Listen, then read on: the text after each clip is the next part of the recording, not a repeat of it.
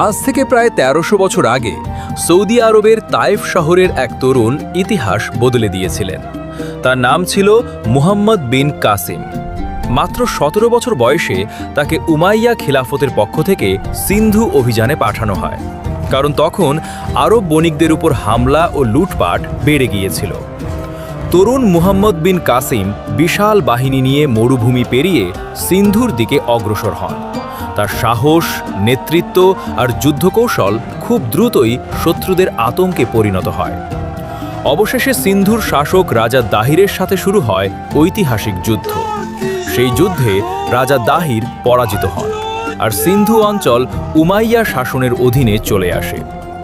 ইতিহাসে বলা হয়, বিজয়ের পর তিনি স্থানীয় মানুষের নিরাপত্তা ও ধর্মীয় স্বাধীনতার দিকেও গুরুত্ব দিয়েছিলেন।